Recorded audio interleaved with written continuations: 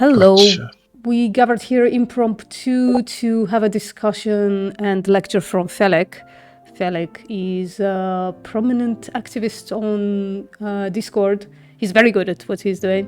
And I asked him to create a little lecture about how to deal with people who are a bit difficult in a conversation about veganism. And so he has done it. Hello, Felek. Hello.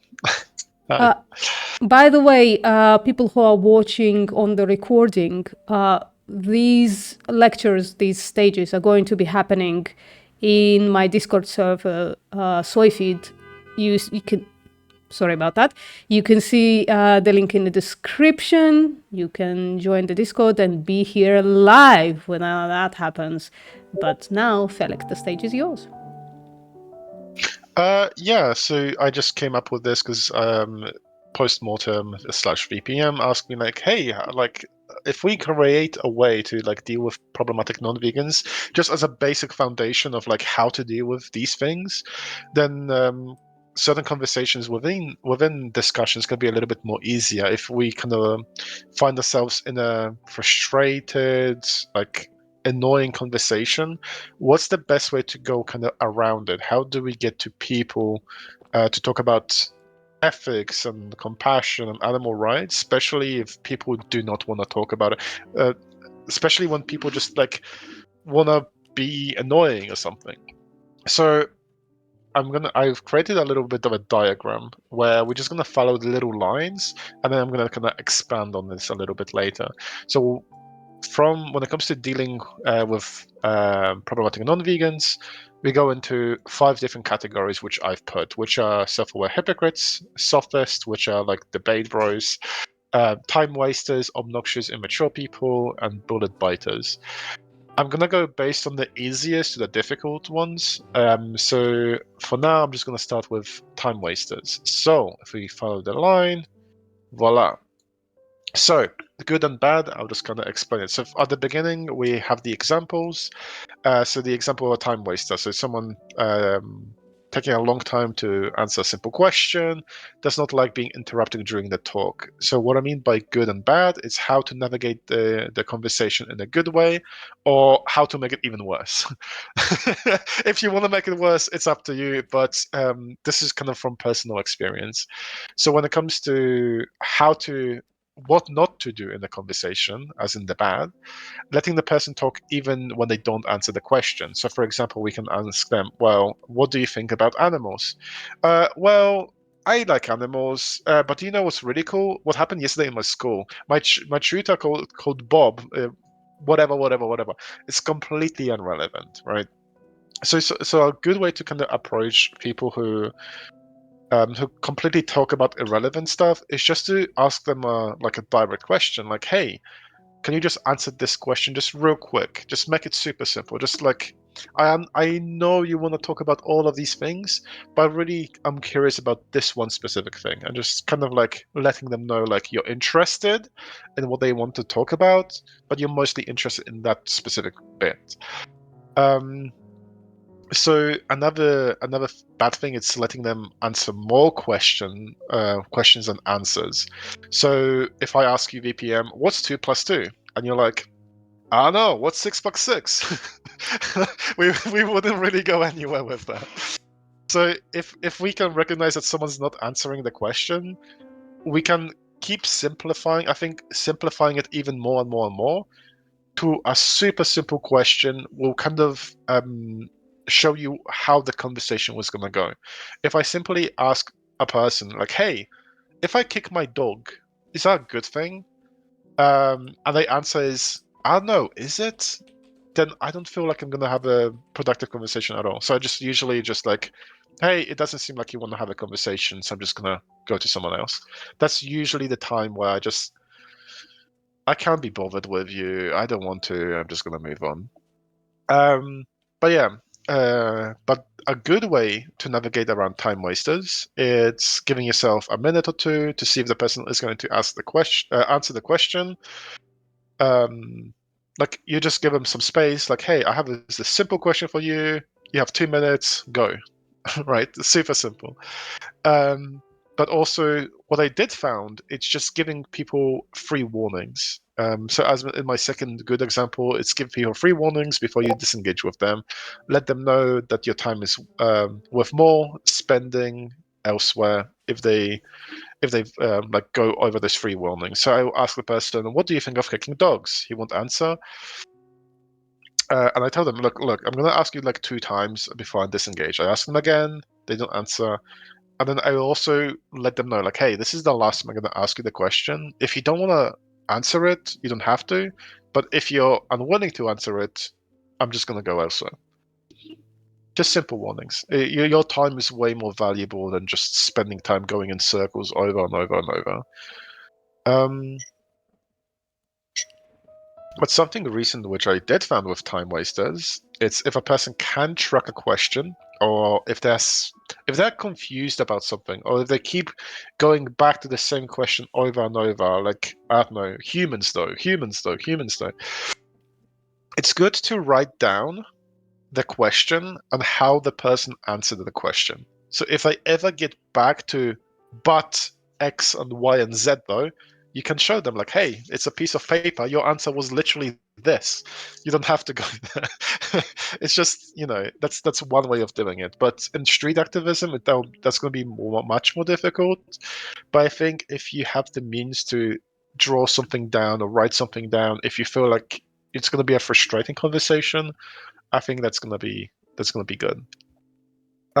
Post, any opinions on this so far?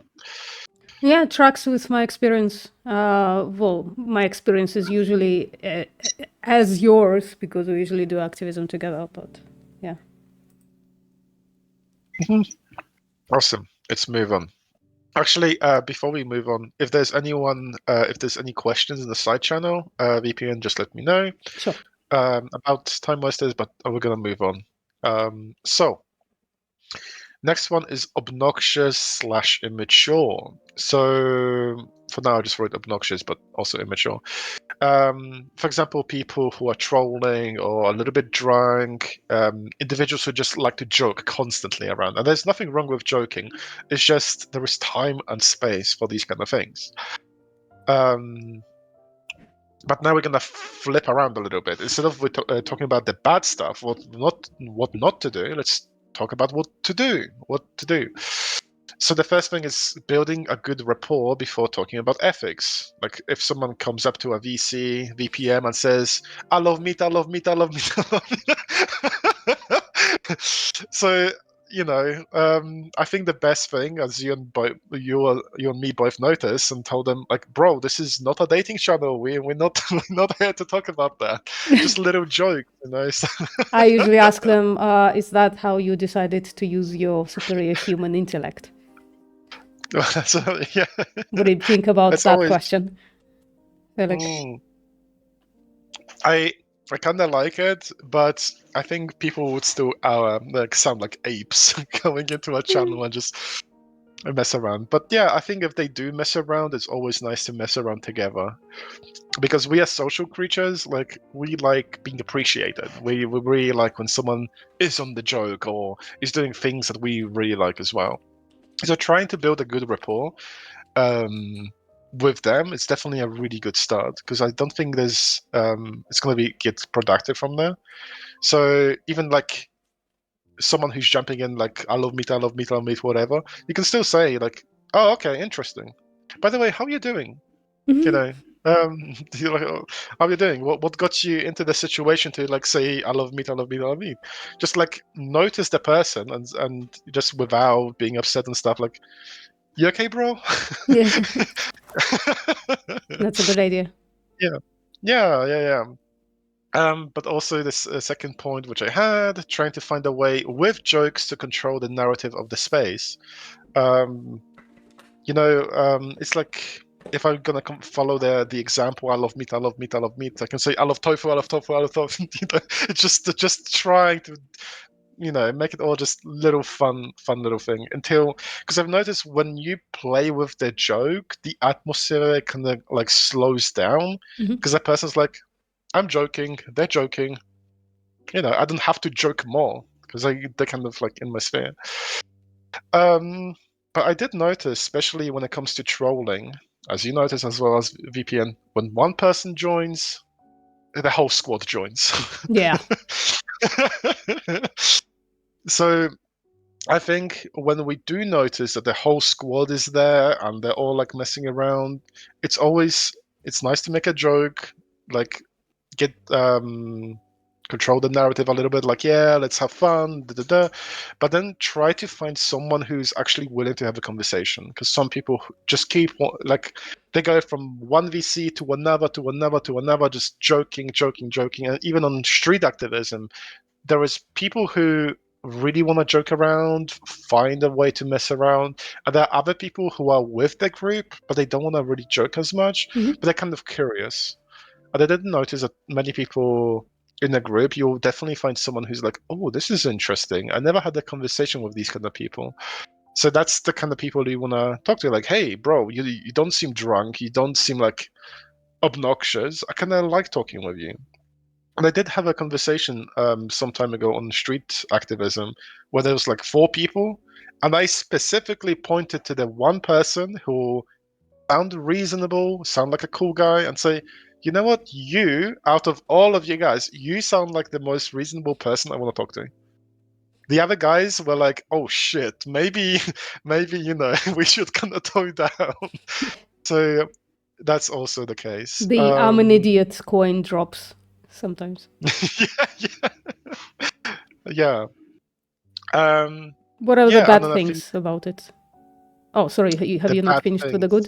good? Um, I think the last one is to have a conversation with someone like who's trolling. Mhm. It's to ask them things that they care about. Start with what they like, family, and something, but usually would be something materialistic, and then from there you can kind of move on. Because many people who are drunk, I don't know, want to party, you know, Mhm. and then just you can go from there. So the bad things, the worst thing I see some YouTubers, I'm not gonna point fingers, it's to engage in that trolling even worse. So for example, the worst thing you can do, it's to ask a person or tell a person, sorry, make a statement, you are a murderer, you're an animal murderer. And they all feel proud of that. They were like, yeah, I'm a big, big muscular murderer. I feel really proud. So you're kind of like engaging in that like feeding of the ego, which I really don't like. And also like getting rage baited. And what I mean by rage baited, it's something that some people who are drunk or obnoxious want to get some kind of reaction out of you, and if they do not get a reaction out of you, they'll probably move on to something else. Mhm. And I think it's good to know that they, obnoxious people, want some kind of a negative reaction out of you. So even if it's annoying, standing your emotional ground, like, hey, I'm just here to chill, I'm not here to get upset, can help with the tone of the conversation. And the last one, it's never talk to drunk people about health. They don't care. They Yeah. don't care. True. Also, yeah, anything to do with like obnoxious people, VPM, or any people like that. Um. Yeah. That's my worst. I'm worst at that because obnoxious people, when they're just obnoxious and not like drunk immature, what I call Mhm. obnoxious is like Dunning-Kruger effect when they are on that Dunning-Kruger peak.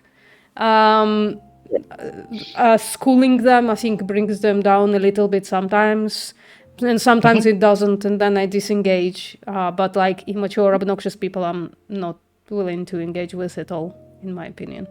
Like, That's interesting. That's really interesting. The Dunning-Kruger people. The way I wouldn't really call them obnoxious or trolling. It's just people who have too much kind of ego. I would kind of put that somewhere. But I think the best way to approach someone with too much ego is just to ask them questions rather than making statements. Mhm. Oh, if someone says you cannot get these kind of amino acids on a plant-based diet. Oh, how come? Let me know more. And then also ask a hypothetical. Okay, so if let's say a doctor found out today you can be healthy, what would you think about it?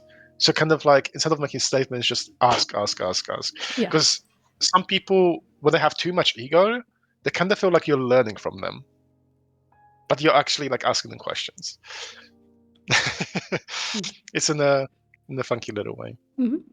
Okay, so if we move on a little bit, bullet biters. Oh, you like them, VPM. Yeah, I do. Joe likes them as well. Uh, So, bullet biters, being okay with a horrible conclusion to a question about ethics, aka I'm okay with killing humans if they are poor or whatever, stuff like that. So, what are the bad? What's the bad way to approach these kind of people? The road that constantly asking them different hypothetical questions to test the ethics after the horrible bullet bite happened. So if someone said, "I'm okay with eating dogs. I'm okay with eating humans. I'm okay," and just keep asking these, like going further and further and further into these kind of hypotheticals, can be problematic if you do see that they're constantly biting bullets. It's going to get to a point where no matter what questions you ask them, hypothetically, they'll keep biting them. But I do think like you have to. There are some good things about it though. As I wrote in like how to navigate them in a good way, bullet biters.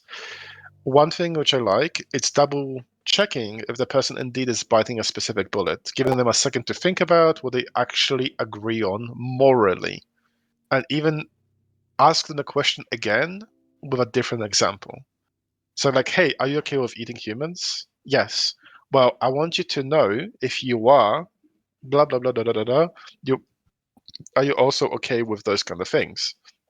And some people will think about like, oh, because you've added these extra variables, which I also have to consider with that bullet bite, maybe I'm not so keen on like agreeing with that proposition. Second part, which I really like, is the anchor question. So the anchor question, the reason why I like that, it's you basically have this one question, and if they do bite it, the conversation is completely over and you can disengage. Mhm. So I do have these kind of like questions with my head, like for example, if someone's okay with assaulting children and they say it's okay, then you say, well, because you agreed to this thing, I will no longer have a conversation with you because I am. You can even say I don't feel safe around you. Yeah. It can be just as simple as that. I don't feel safe talking to someone who's okay with this, and completely disengage. So at least you're letting them know why you're disengaging and for what reasons. So maybe they can actually rethink the position that they're on. I haven't done this before, but I think I should definitely start implementing this a little bit more. Sounds like a good Um, idea. Yeah. Hmm. yeah. Um, Also, especially if it's a group of individuals having a debate with you, it's always nice to ask their friend if they also agree with the bullet bite. Because more often than not, they would not agree to it. Hmm. I had two people, two non-vegans, actually debating if human farming is okay if it's a traditional act. So, so sometimes you can get to that position. But I think if you do find someone who's kind of inconsistent and not biting the bullets, Hmm. you can ask them like, "Hey, instead of having your conversation with a friend that bites bullets and these horrible things, I want to talk to you about it because you sound more compassionate about these things. Let's talk. Let's talk. Let me talk to you. You sound like a nice person, unlike your friend." But I wouldn't say like your friend is not Yeah, nice yeah, or yeah. something. But I would Wait, say, before yeah, you move on, there is a question in the yes. chat. The question is, what if somebody is biting the bullet and it becomes kind of clear that they're only biting the bullet because they don't want to have a conversation with you anymore? They'll just literally say, yeah, yeah, yeah to anything. How do you deal with that? Um, that's a really good question. I think the first one kind of answers it. Like the first one, you make sure that they actually understood what they said yes to, right? Maybe. Yeah, I think the first one, definitely. Like the first one and the second one, double check that the person completely agrees Hmm. with that point. And if they do, um, you can just say like, look, I hoped I've talked to a person that's compassionate, but it doesn't sound like you were. I understand that you're in a rush to go somewhere, but I want you to know that what you agreed on is this. And usually in a situation like a public outreach where you have little cards you can give away, I would normally say like, hey, I don't want you to be a person like that. You can take my card, you can look into more details about why I'm here, why I do these things. But if you truly do, like, if you are truly okay with this, I I would be scared of people like you in the society. For Yeah. everybody who's asking, yes, Felek will share this document with everybody, correct? Yeah, of course. It's I will definitely kind of work on it a little bit. It's a link you can get, so anyone can access it. And I think this will definitely be like a ongoing kind of little project of like how to work on these little things. Yeah, cool. Two more sophists. So I'm gonna ask you a real quick post. When someone asks something like, "Is this bad?" and they want to go into they want to go deeply into what do you mean by bad? What do you mean by this? What do you mean by that? How would you approach it? Well, I usually tell them, listen, whatever bad means to you, I can tell you what bad means to me, right? So an action that, I don't know, for instance, if I say an action that harms somebody, that would be like a bad action or something like that. But I usually just tell them, well, whatever bad means to you, whatever immoral means to you, just please answer the question from your morality. We don't have to be in the same sphere morally for you to answer a question with your interpretation of the world, right? And this is a really good way of approaching it. Clap, clap, clap. Well, I stole it from Vegan Gaze, so. But no, that's really good. So I'll go through good approaches. Yeah, so first of all, like asking about their definition of the word. If they don't like your definition, you can just ask them, okay, what is your definition of bad? And if it gets a little bit more technical, where the person like asks these or answers these simple questions in a very, very technical way, it's always good, as I wrote in my second part, to ask them, like, to basically ask them, like, hey, I'm going to ask you a yes or no question, but you can definitely explain it after. You can say yes, no, or I don't know, and then with an explanation at the end. That's what I've noticed that actually to be very productive, because some people really don't like saying yes or no or don't know, because there is more context or something like that. But just simply asking them, like, we can talk about the context right after you answer, so we kind of get the idea of like where you're coming from. So you're actually also trying to be a little bit good faith, like, hey, I'll let you answer, but I just want to know the answer to this real quick, and then you can definitely have an explanation after. And the last one is also disengage from the conversation, even if they claim that they won, quote unquote, won. So what I mean by this, it's some people treat a conversation about ethics like a debate they need to win. So I think I needed to like clarify this a little bit. I think it's always good to tell the person like, hey, I'm not trying to debate. I'm just trying to understand people's philosophies, trying to understand who they are as people, rather than debate who they are. I'm just here to like kind of talk about these kind of issues and your positions on them. I'm not trying to debate unless you have an actual debate kind of stage or whatever, then it's a little bit different. But for normal conversations, you just say like, I'm here to have conversation with people. I'm not here to win anything because I have nothing to win. Yeah, and if the people treat it like a debate, then you can try to go into it like a debate, but if they keep seeing it as like I need to win, I need to win, I need to win, it's gonna go into bullet biting where they try to, try to find a way to win the conversation. The bad things about bad ways of bad ways of approaching sophists or meta ethics is going too much into meta ethics. I've seen some people do that. I sometimes like warn people, hey, be careful. You're gonna have a 3-hour conversation about the word bad. Don't do it. So Yeah. so I just definitely, yeah, you have to be careful. I think simple stuff in relation to meta is good, but be careful not to get derailed. Especially, second point, being derailed by irrelevant questions which are not related to ethics or animal rights, which can happen a lot. Oof. Especially when with sophist or meta ethics, like people go really into what's your meta ethical position on genocide. Blah, blah, blah, blah, blah, blah.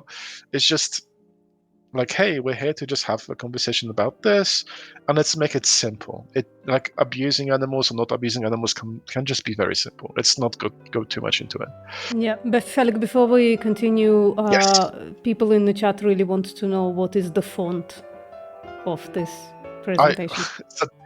it's a default font. I Okay, have no idea. there you go, guys. Go search It's the default default. font. Joking. All right, let's continue. Sorry. The last one, and I think there's going to be 2 more on the side, which I'll show you soon. Self-aware hypocrites. So someone who knows that the actions they're doing are bad, but continues to do them. So I actually had to ask someone about this because that's my flaw. I really don't know how to do it. So if I ever had a self-aware hypocrite, I would normally just say like, "You're a hypocrite," and I would normally like disengage from there. But I think they definitely told me something that I did find really interesting. So I'm gonna go through bad real quick to good. So the bad is have more aggressive tone towards the position they hold. And the reason why is because the more aggressive you are, the more they want to disengage from having a conversation with you. It's just that simple. Like anger doesn't really solve anything. Good. So this is where it gets really interesting. So with and without the group, there are 2 ways of actually approaching a self-aware hypocrite. The group one, it's get them to admit being a hypocrite and use the person to others to show them the issue of their hypocrisy. Like if someone's with a friend, and you can use analogies for this, like, hey, you came here with a partner, and I have a question for you. If your partner was a hypocrite, how would that make you feel? That would normally be like a way to show the self-aware hypocrite that being a self-aware hypocrite is a bad thing to do, especially like to people that we care about, because everyone has a family, has a friend, has someone there that if they were hypocrites towards that another person, it wouldn't make them feel good. So it's good to kind of show those kind of things. And also if they come into a conversation without anyone else, I would say that I wrote shame them for not being respectful to themselves, but I wouldn't use the word shame because it's a very negative like feeling. But I think pointing out that someone should be discouraged and shouldn't have this kind of view because of all of these issues. So would It's like, for instance, would it help like asking them, do you think like living in a state of hypocrisy is a good thing? Is that something that you were hoping for yourself? Something like that? What do you think? I think you can definitely use yourself. Like I would say, like, hey, I will use your post as an example. Hey, post, I see that you are a self-aware hypocrite, and it does not make me feel nice. It doesn't make me feel safe. If I had to live with people around me who are self-hypocrites, and I would try to definitely avoid myself from people who are self-aware hypocrites, just to show, like, hey, I don't like this personality. I really dislike it, and I will tell you exactly the reasons why I don't like being close to those individuals. And because we're social creatures, we care about our society, we care about people we are around, it's good to know, like, hey, these are dangerous traits, or these are traits which people do not like, Mhm. let's try to avoid them. If I find myself in a hypocrisy, let me try to find a way out of the hypocrisy. Let me no longer be a hypocrite. Yeah. Yeah. And then I think these are the simple 5.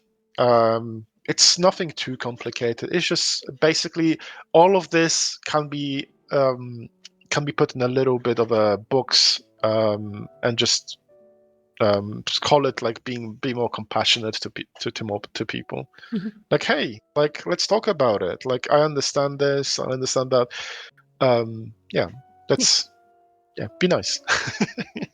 Be I kind. can't believe you calling me out like that, Felek.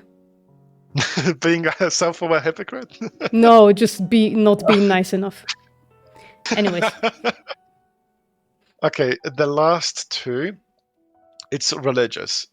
So I did find some two objections when it comes to like debating religion, and I think these 2 are a nice little addition, not to people who are annoying. It's just how to deal with like really annoying like excuses for not being vegan.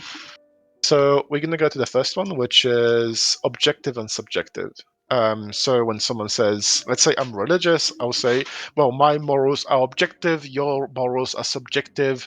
I know my morals are true, or something like that. Mhm. So 2 ways of approaching this conversation. Let's go with the bad.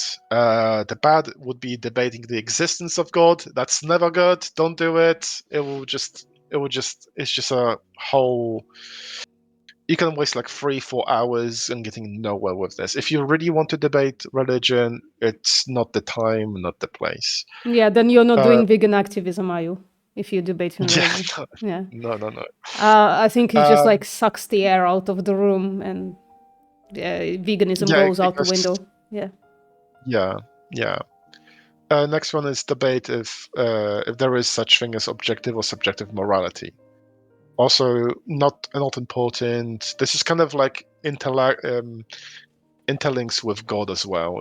There's no point in talking about it. You can just, I think, when it comes to objective or subjective morality, you can just like say, well, let's go with what fits the most for you. If you believe in objective or subjective morality, okay, let's go with it. I know that some people want to ask, well, what do you believe in? What do you believe in? What do they do? It doesn't really matter. You can just say, for the conversation, what would make you feel a little bit better? If I believe in objective or subjective morality. Yeah. Yeah. So good ways of approaching this. As I already said, subjective or objective position does not matter in the relation to ethics of the animals. Yeah, it doesn't matter. Like, unless someone tells you like subjectively they think abusing animals is okay, then you go back to the bullet biting conversation. Yeah. Um, yeah. Next one is ask the person how they would resolve a moral issue. Do you give them a hypothetical? How, in their view, either if it's objective or subjective, how would they deal with the issue? Hey, someone is kicking a dog down the street. What are your own morals tell you to do? What do you think you should do? And just go with that. And next one is the last one. If God is used, someone says, "Oh, it's okay to kill animals because God said so." I usually like to ask the question: is your God okay with causing unnecessary harm to innocent individuals? The big point is unnecessary. If it has to, then has to be done. There were some people who did bite the bullet and say, yes, it's completely okay to cause harm to animals for needless reasons, and then we flick back to bullet biting. so we have to kind of like, some things are kind of interlinked when it comes to these kind of things. But most often than not, people will say, well, if it's not necessary, it's bad, it shouldn't happen, we should stop it, which is good. Yeah. And these conversations are pretty easy. And the last one, which I did notice with so many vegans, and this is something I kind of need to point out with some people, interpretations. Someone someone will say this quote in my script justifies being okay with causing needless harm to animals. And then you have a vegan saying, well, this part of this scripture says the complete opposite. Guilty. Guilty. Done it today, I And this think. is so this is something that I don't find to be quite good, because it will lead into, well, definitions, waste of time. So bad ways of doing it, as I said, saying the quote is wrong or fighting a quote with a quote. Like your interpretation of the quote is the correct interpretations because their interpretation is wrong because they haven't learned enough, and then it's just so bad. Also, something which I did notice as well with religion is use religion quotes to show contradictions. Religious people will say that their religious book, whatever religious book they follow, doesn't have any contradictions at all. Which is fair, which is fine. We can go with like, sure, it doesn't have any contradictions.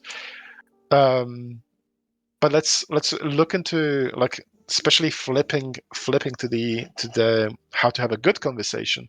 If your book doesn't have any contradictions, let's look into the purpose of those specific quotes. I really do like how there are vegans, including you posts, saying, let's look into what halal meant rather than what it is. What did it mean? Like, why did the prophet put the halal things into the religious book? Why did Jesus like avoided doing these things? What was the main purpose of those things? Mhm. And I do really like when vegans actually ask those questions, because you actually admit to, some people actually admit, like, yeah, the reasons why those quotes were created is to show compassion. Because if they were not there, we wouldn't care. Yeah, the first one, the purpose of the quote, and the second part is ask if there are any more meanings for the quote. Just because there is one quote, that doesn't mean it only has one meaning. There could be way more to it. And I think something that I think you told me as well when we kind of discussed these kind of things, it's asking about the passage of the quote and from which part of the scripture it was written. If someone tells you, like, oh, in a biblical religion, it tells you can eat anything you ever want. Okay, let's look into the passage of the scripture. As you see, like the third point. The second point, if there are any more meanings to that passage, that quote, and the first part, ask for the purpose of the quote. So all of this kind of interlinks. You can't have someone who says, well, I would say that there is a little bit annoyance I do have when people say this quote meant what it says, while the other quote didn't. Like, there's more interpretations to it. Yeah. I do see some Sometimes religious people, people. just to interrupt you for 1 second, sometimes people just put like 5 words in the middle of a passage somewhere, in the middle of whatever, right? So the quote is like literally 5 words that could be mean anything. Just depends on the context around it. Yeah. And I think it's also good to educate ourselves a little bit about these quotes. But I do think that the most important part is for the person to not only tell us what the quote is, but also the meanings behind it. What is your interpretation of that specific quote? How do you derive the purpose of that quote? What does it mean for you? Rather than for the entire, like, Christianity or Islam, what it means, just what it means to you. Because sometimes people don't mind being wrong if they can educate themselves on those things. All you're doing is asking questions like, hey, what do you mean by this? What do you mean by that? So sometimes they can be like, oh, actually, I have the answer to myself to this question. Some people don't like, especially as someone who's an atheist like myself, people don't like atheists telling people how they should view their scriptures.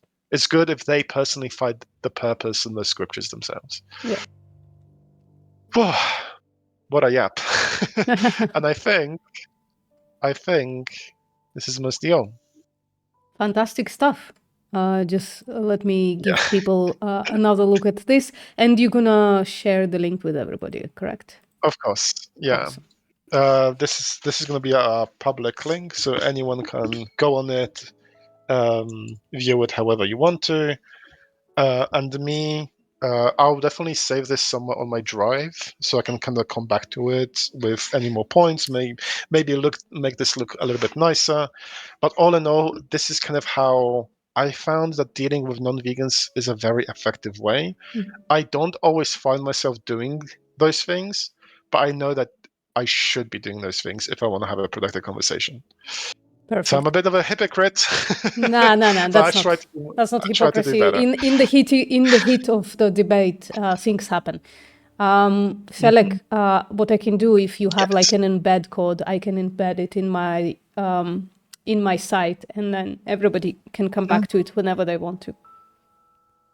I'll have to see how the link works for this, but that's going to be like a more technical thing I need to check soon. Sure. Are there any questions from anyone? Yeah. You can raise your hand and come up and ask the question, or you can put it in the chat, however you prefer.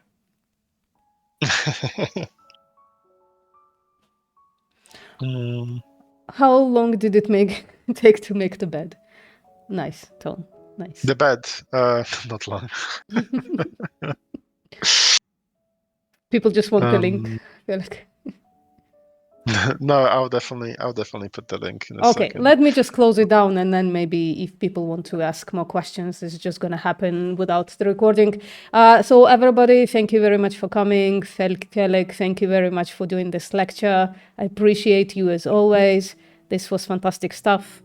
See you next time.